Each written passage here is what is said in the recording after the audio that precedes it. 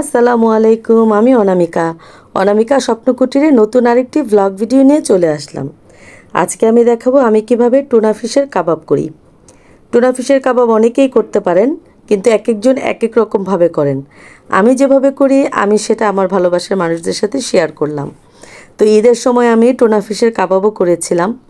তো সেটাই দেখাচ্ছি। আমি এখানে টুনা ফিশ নিয়ে নিয়েছি, আর এখানে নিয়ে নিচ্ছি ম্যাশ করা আলু, তারপর নিয়ে নিচ্ছি স্বাদ মতো লবণ, তারপরে বেরেস্তা করে নিয়েছি পেঁয়াজ, পুদিনা পাতা নিয়েছি, কাঁচামরিচ নিয়েছি, গরম মশলার গুঁড়ো, লাল মরিচের গুঁড়ো, জিরার গুঁড়ো, গোলমরিচের গুঁড়ো, একটু সামান্য চাট মশলা আর ডিম। আমি টুনা ফিশে এখানে 2 ক্যান টুনা ফিশ নিয়েছি।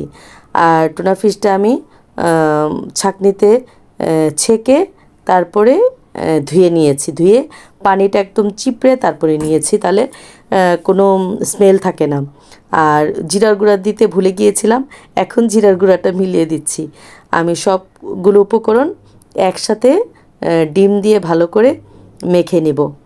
আর টুনা ফিশটা আপনারা কেউ ধুয়েও নিতে পারেন, না ধুয়েও নিতে পারেন।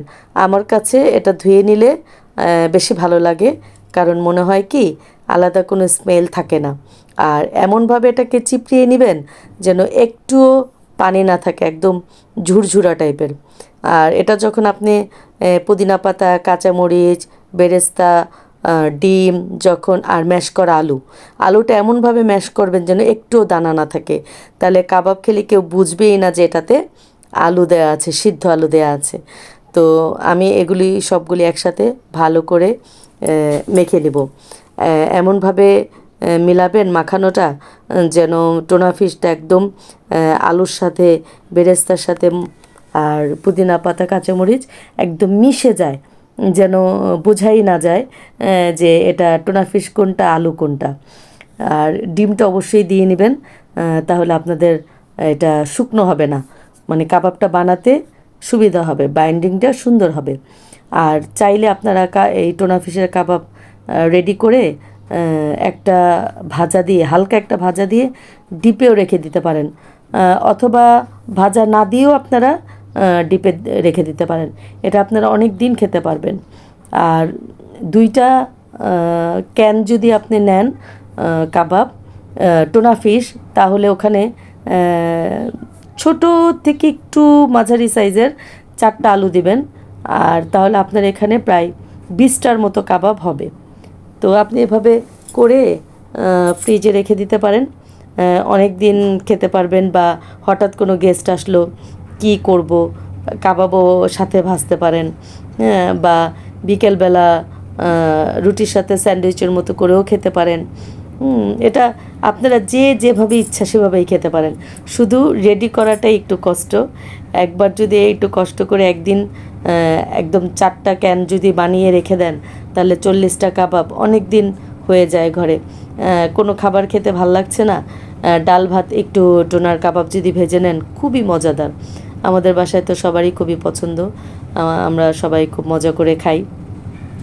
তো আমি এটা ঈদের জন্য বানিয়ে ডিপে রেখে দিয়েছিলাম, তারপর ঈদের দিন ভেজেছিলাম। তো কে কে এভাবে টুনা ফিশের কাবাব পছন্দ করেন বা বানান, আমাকে কমেন্টে জানাবেন। বা আমি যেভাবে বানিয়েছি আমারটা ঠিক আছে কি না সেটাও আপনারা কমেন্টে আমাকে জানাবেন। আর এভাবে খেয়ে বলবেন যে কেমন লেগেছে এভাবে খেতে। আর কাঁচামরিচ তো দিবেন, সাথে একটু চিলি ফ্লেক্সও দিবেন, আমিও দিয়েছি।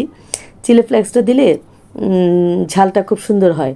আর গোলমরিচের গুঁড়া তো দিবেনই। তো আমি বানিয়ে তারপরে আসলাম, কারণ সবাই বলবে একটা একটা করে বানাতে এত সময় কি দেখতে ইচ্ছে করে, তাই সবগুলো একসাথে রেডি করে আবারও আসলাম। তো যখন ভেজেছি তখন তো মনে নেই, পরে দেখিয়েছি। তো সবাই কমেন্টে জানাবেন কেমন হলো। আর অবশ্যই যারা আমার চ্যানেলটিকে সাবস্ক্রাইব করেননি তারা অবশ্যই সাবস্ক্রাইব করবেন, প্লিজ প্লিজ প্লিজ। আর লাইক কমেন্ট শেয়ার করবেন, অবশ্যই কমেন্ট করবেন আর লাইকও দিবেন। কমেন্ট করেন, লাইক দেন না, খুব কষ্ট পাই। আমি অনেক অসুস্থ, আমি অনেক কষ্ট করে ভিডিও বানাই। সবাই আমাকে একটু সাপোর্ট করবেন। আমার ভিডিও দিতে অনেক লেট হয়, কিন্তু তাও আমাকে ভুলে যাবেন না। সবাই সাপোর্ট করবেন, আমার সাথে থাকবেন, সবাই আমার জন্য দোয়া করবেন, আমিও সবার জন্য দোয়া করি। সবাইকে আল্লাহ যেন সুস্থ রাখে, সবার আগে সুস্থতা। কারণ আপনি সুস্থ না থাকলে পৃথিবীর কোনো কিছুরই আপনার কাছে কোনো মূল্য থাকবে না। সবচেয়ে বড় কথা হলো সুস্থতা। আমার গলার ভয়েসের জন্য আমি সবার কাছে ক্ষমা চাচ্ছি, কারণ অনেক অসুস্থ শরীর, অনেক ঠান্ডা কাশি, একদম যাচ্ছেই না, ভালোই হচ্ছি না। হ্যাঁ, সবাই আমার জন্য দোয়া করবেন, আল্লাহ যেন একটু সুস্থ করে দেন। আর আমিও আপনাদের জন্য দোয়া করি, সবাই ভালো থাকবেন। আর এভাবে টোনা কাবাব করে ডিপে ডিফ্রস্ট করে রেখে দিতে পারেন বক্সে। আবার ভেজেও কিন্তু একটা হালকা ভাজা দিয়ে রাখলেও কিন্তু সুবিধা।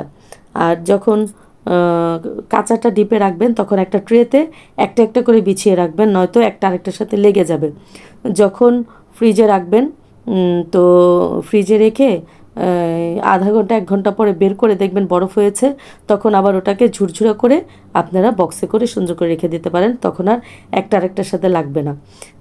তো সবাই ভালো থাকবেন, দোয়া করবেন। আর অবশ্যই কমেন্টের সাথে একটা লাইক চাই আপুরা ভাইয়ারা, একটা লাইক চাই। ভালো থাকবেন, আসসালামু আলাইকুম।